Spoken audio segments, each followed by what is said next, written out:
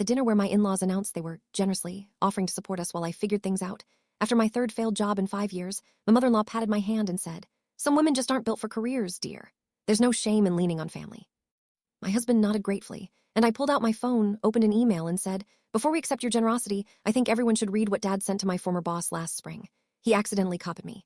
Let me back up. My name is Priya Chandra.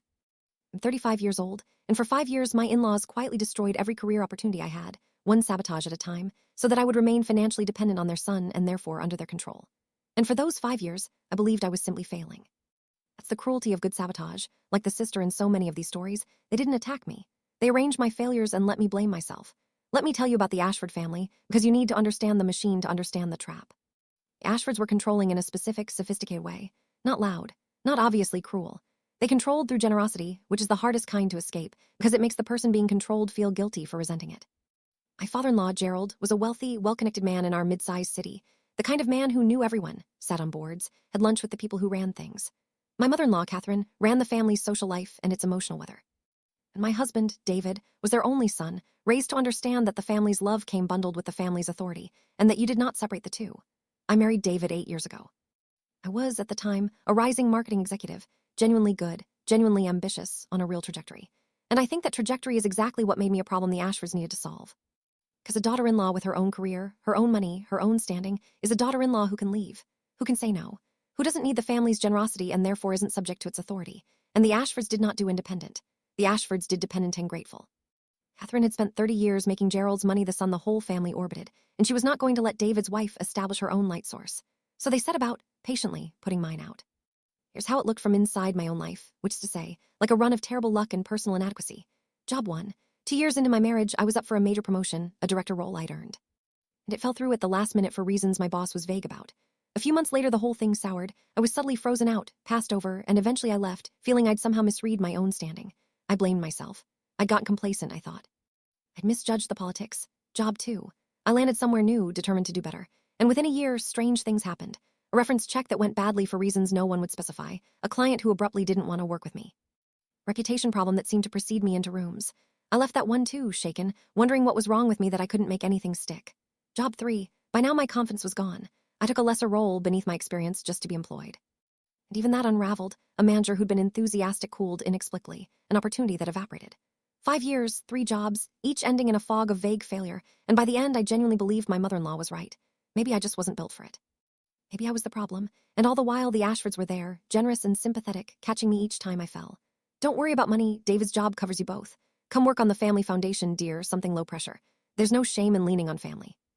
Each failure drew me deeper into dependence, and each layer of dependence made me quieter, smaller, more grateful, more controllable. Exactly as designed. By year 5, I had no career, no income of my own, and no confidence, and I was living inside the Ashford family's generosity like a bird that had forgotten it could fly. That was the trap, fully closed. Here's how it opened. Gerald made a mistake. One mistake in 5 years of careful work. He sent an email to the wrong person, or rather, to one person too many. It was after my 3rd job ended. Gerald apparently wanted to make sure I didn't land somewhere new and get ideas again. So he emailed a contact, a man who ran a company I'd interviewed with, to, in the genteel language of powerful men, share some context about me that would ensure I wasn't hired. A quiet word. The kind of quiet word that had ended my last 3 jobs, I would come to realize, though I'd never seen one before. But this time, Gerald was sloppy. He was emailing from a thread that already had several people on it, and when he hit reply, all instead of forward, or added my name from an autofill, or however it happened, the email came to me, copied to me. My father-in-law's quiet word about my unsuitability, landing in my own inbox. I remember reading it 4 times before I understood what I was looking at. It was addressed to the hiring manager at the company I'd just interviewed with, and it said, warmly, reasonably. Devastatingly, that Gerald wanted to offer some perspectives family, that I'd struggled with reliability and judgment, that there had been some difficult situations at previous roles, and that while he, of course, adored me, it wouldn't feel right not mentioning that I wasn't in a stable place and might not be the right fit for a demanding role. He signed it with his full name and all his titles, the ones that made a hiring manager take a quiet word seriously. My father-in-law had reached into a job I wanted and strangled it, in writing, and accidentally shown me his hands around its throat.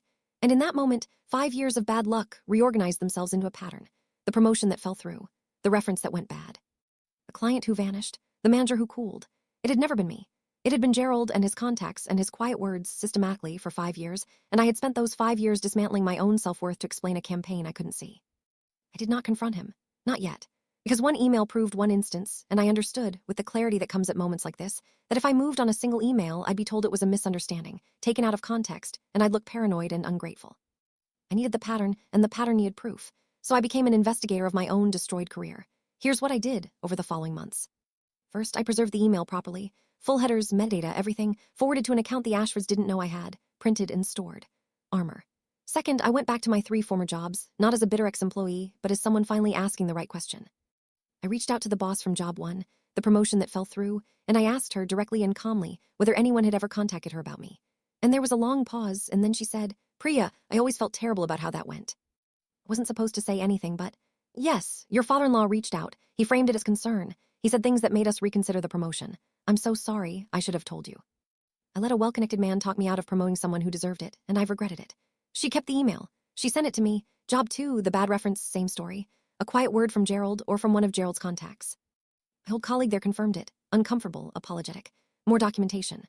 Third, I found the ally I didn't expect. My sister-in-law, David's younger sister, Meredith, who had watched the family her whole life and had escaped its orbit by moving across the country years earlier. I called her and I told her what I'd found, and Meredith was quiet and then furious.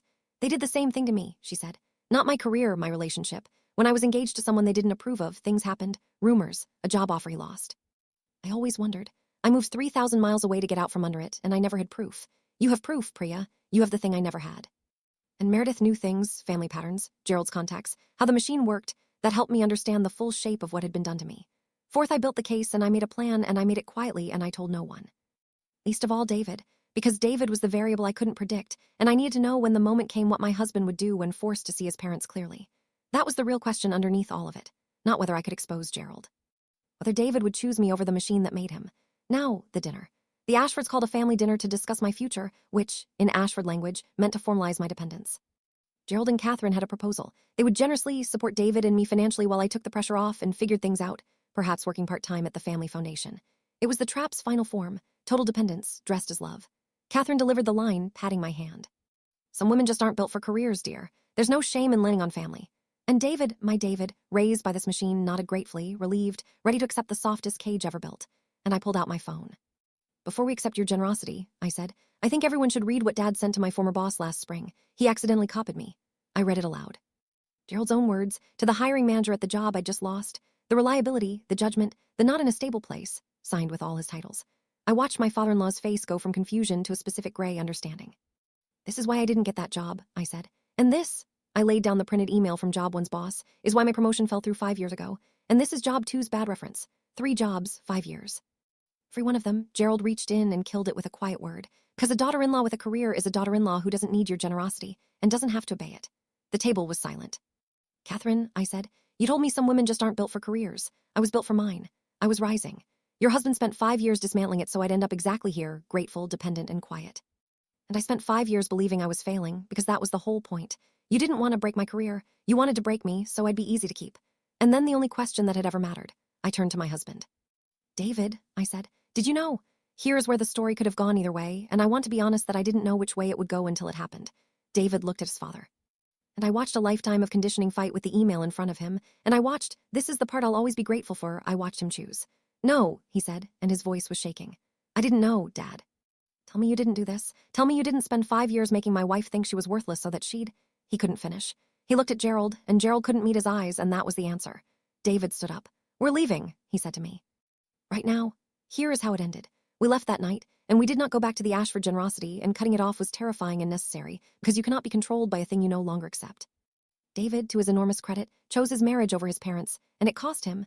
The Ashford machine does not forgive defection, and Gerald and Catherine treated David's choice as a betrayal, which told us both everything about what their love had always been. I rebuilt my career. And this is the part that still amazes me. It came back fast because it had never been the problem. Once Gerald's hand was off my throat, I rose the way I'd been rising before they stopped me.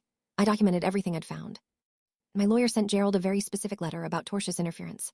Sabotaging someone's employment through false statements is not just cruel, it's actionable. And while I chose not to pursue a public lawsuit, the letter ensured Gerald understood that his quiet words were over permanently. Because the next one would be evidence in a case he'd already half lost in writing. Within 2 years, I was a VP at a company Gerald had no reach into, making more than I ever had. I bought a house in my own name. I became, again, a woman with her own son. Meredith and I are close now, the 2 women Gerald tried to keep small, comparing notes across 3,000 miles. She flew in when I got the VP role, and we drank too much wine and toasted the father-in-law who'd accidentally hit reply all. David and I are still together, and it's real because he passed the only test that mattered in real time with his father's crime in front of him. He chose me. Some marriages don't survive the moment the machine is exposed. Ours got stronger because he stepped out of it while it was still running, and that choice is the foundation everything since has been built on. For 5 years, I believed I wasn't built for a career. The truth was that I was built for one so clearly that a powerful man spent 5 years, and every contact he had to convince me otherwise, because my success was the one thing his family's control couldn't survive.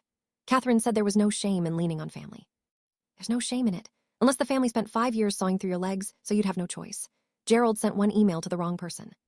And it turned out that the woman he'd spent 5 years convincing she couldn't do anything was extremely good at putting the pieces together, once someone finally handed her one.